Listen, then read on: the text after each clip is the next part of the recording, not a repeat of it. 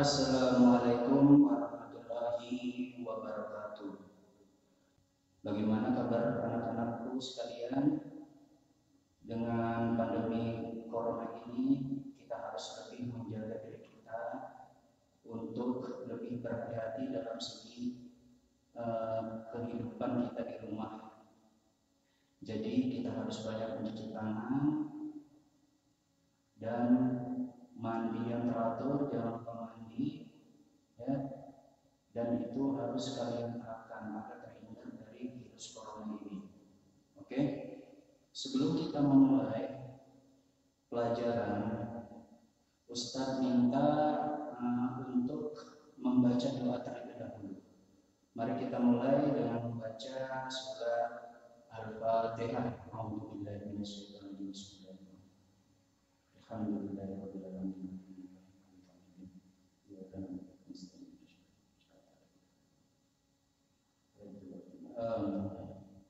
Semoga dengan membaca doa tadi kita diberikan ilmu yang nafi dan cepat menangkap pelajaran-pelajaran yang Ustadz akan sampaikan nanti.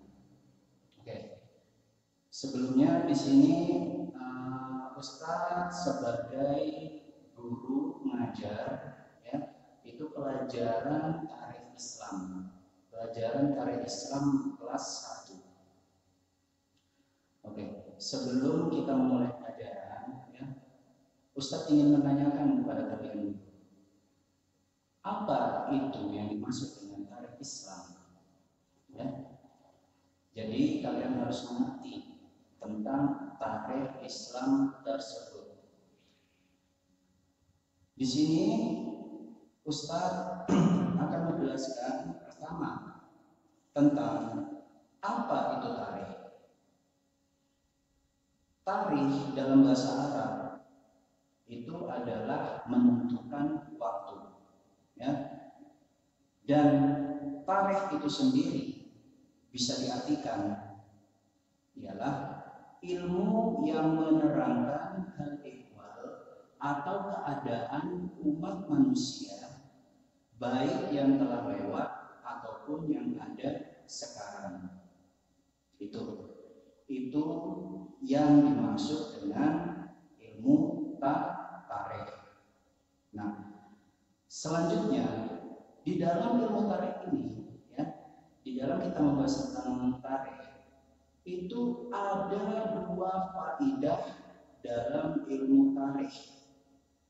Ya, dengan Ustaz ada 2 faidah di dalam ilmu tarikh. Yang pertama faedah ilmu tarikh itu yaitu untuk mengetahui keadaan umat manusia yang telah lewat dan yang ada sekarang. Itu yang pertama.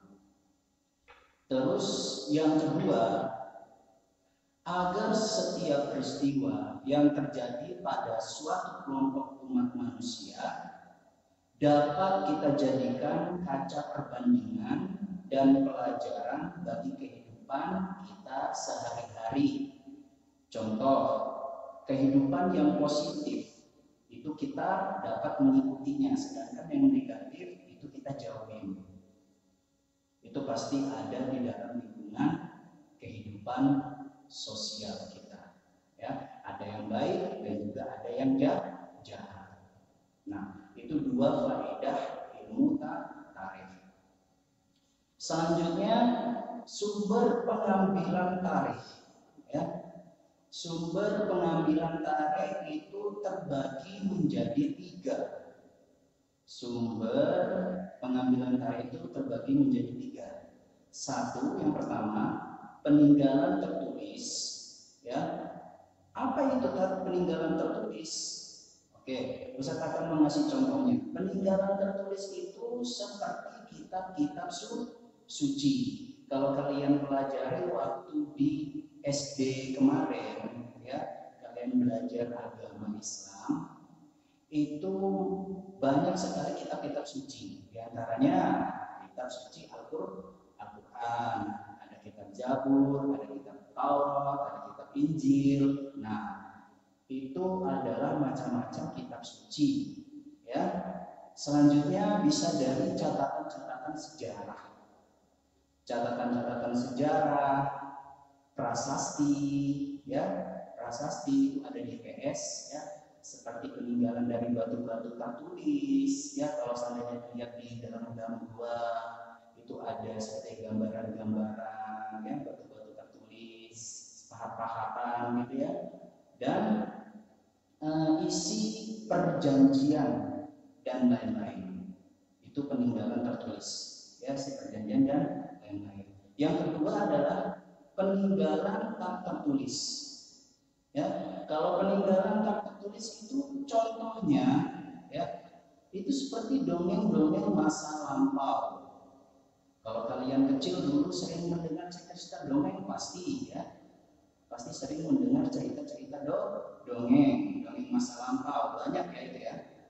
Terus adat istiadat atau tradisi, ya, ada adat istiadat atau tradisi itu biasanya di berbagai suku-suku, ya. Kalau Indonesia ini kan banyak sekali suku-suku yang ada di dalam Indonesia. Nah, itu ada istiadat dan tradisinya, seperti kayak tradisi misalnya orang nikahan itu seperti apa, ya, ada istiadatnya. Nah, itu banyak sekali, ya. Adat istiadat atau tradisi turun temurun sampai saat ini, ya, itu pasti ada di pelosok itu tradisi tertentu.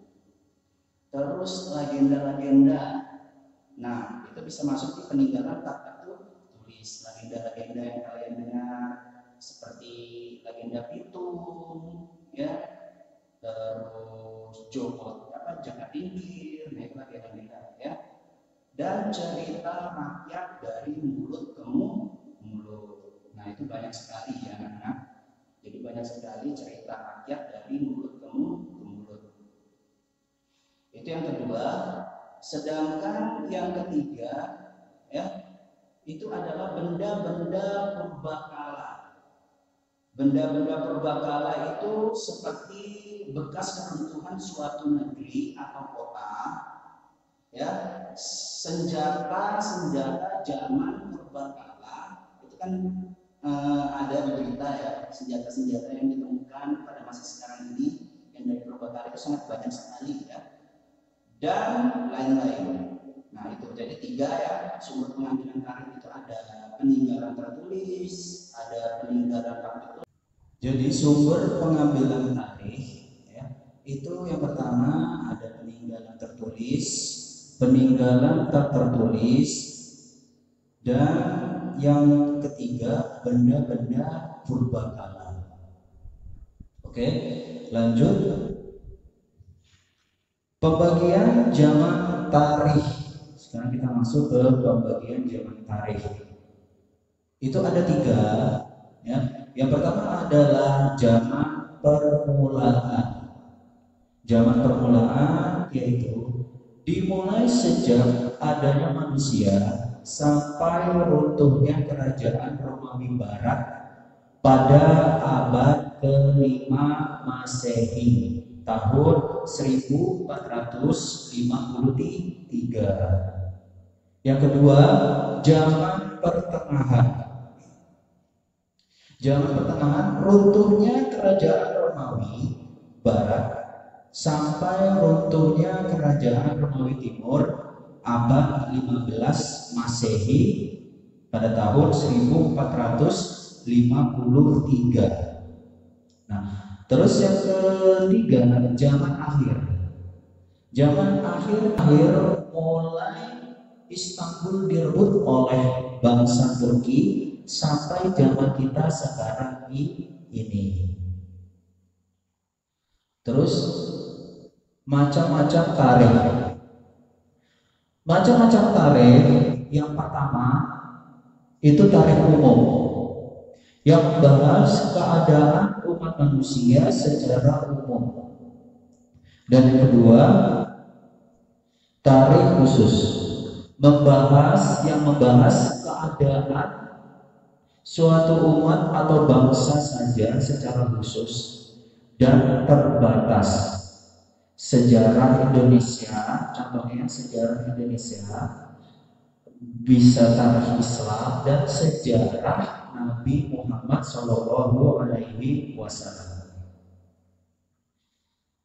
Mungkin sampai di situ saja pelajaran bab ini tentang tarikh Islam. Selanjutnya Ustaz akan membahas tentang silsilah dari Nabi Muhammad Shallallahu Alaihi Wasallam. Ya, kita mengetahui orang tuanya Nabi, ya bapak ibu Nabi, pamannya Nabi, kakeknya Nabi, ya itu nanti kita pelajari selanjutnya, pelajaran selanjutnya yang saya bahas. Untuk sementara saat ini yang kita bahas adalah tentang apa yang dimaksud dengan tarikh, ya.